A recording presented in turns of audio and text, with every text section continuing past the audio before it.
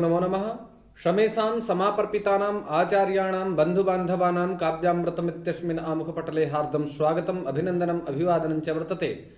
अद्य वयं महाकविभारवी विरचितस्य किरातार्जुनीयमित्यस्य ग्रन्थविशिष्टस्य विषये किञ्चित् चर्चामः।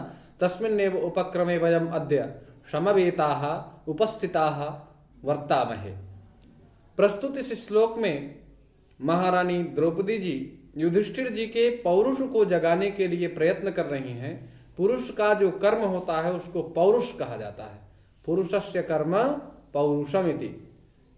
इसलिए आज भगवती द्रौपदी जी युधिष्ठिर जी के पौरुष को जगाने के लिए प्रयत्न कर रही हैं और कहते हैं भवन्तमेतर्हि मनस्वगर्हिते विवर्तमानं नरदेव वर्त्मनि कथं न मन्युर्ज्वलयत्युदीरितः शमीतरुं शुष्कमिवाग्निरुक्षिखः शमीतरुं शुष्कमिवाग्निरुक्षिखः।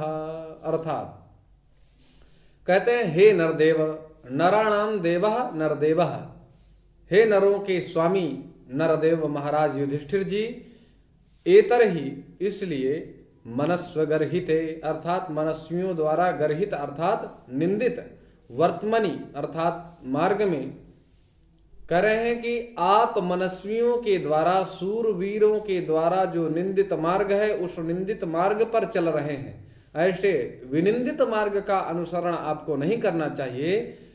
विवर्तमानम अर्थात उस मार्ग का अनुसरण कर रहे हैं और ऐसे मार्ग पर अनुसरण करते हुए भवंतम उदीरितः मन्युः उक्षिखः अर्थात भवंतम अर्थात आपको, उदीरितः अर्थात उद्दीपित या फिर प्रदीपित, उक्षिखा माने उठती हुई ज्वालाओं वाली जो अग्नि है उस अग्नि से आप जल क्यों नहीं रहे हैं। कहने का भाव यह है कि जिस प्रकार से आपके भाइयों ने दुर्योधनादियों ने आपके साथ दुराचरण किया, उस दुराचरण से आप में भयंकर क्रोध होना चाहिए और क्रोध के बाद जो अग्नि होती है उस अग्नि की भयंकर ज्वालाओं से संतप्त होते हुए अभी आपको तुरंत उन पर आक्रमण कर देना चाहिए। मैं जानती हूं, कहते हैं कि समी तरुम शुष्कमिवाग्निरुक्षिखः, जिस प्रकार से समी के वृक्ष में अंदर ही अंदर अग्नि का आधान होता है ऐसा माना जाता है, उसी प्रकार से आपके अंदर प्रचुर मात्रा में क्रोध तो है लेकिन आप उसको अव्यक्त रखे हुए हैं।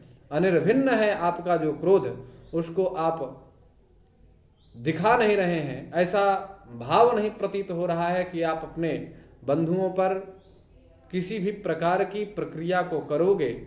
इसलिए आज महारानी द्रौपदी उनको जगाने की कोशिश कर रही हैं। तो भवंतम एतर ही मनस्वजन निंदिते मार्गे, करें आपको मनस्वियों के द्वारा जो निंदित मार्ग पर आप चल रहे हैं अर्थात सूरवीरों के खिलाफ है यह मार्ग, ऐसे मार्ग पर आपको नहीं चलना चाहिए और तुरंत दुर्योधनादियों पर आक्रमण कर देना चाहिए, पुनः अपने राज्य सत्ता को प्राप्त कर लेना चाहिए। और जिस प्रकार से समी के वृक्ष में अग्नि का आधान होता है उसी प्रकार से आप में भी क्रोध की भयंकर ज्वालाओं से आप संतप्त हो रहे हैं, ऐसा मैं जानती हूं। ऐसा कह करके भगवती द्रौपदी आज युधिष्ठिर जी के मन में क्रोध की ज्वालाओं को पुनः उद्दीपित करना चाहती हैं। इस श्लोक का यही भाव है। आइए हम लोग पदों के विश्लेषण के बारे में चर्चा करते हैं। भवंतम मनस्वगर्हिते, मनस्विभिः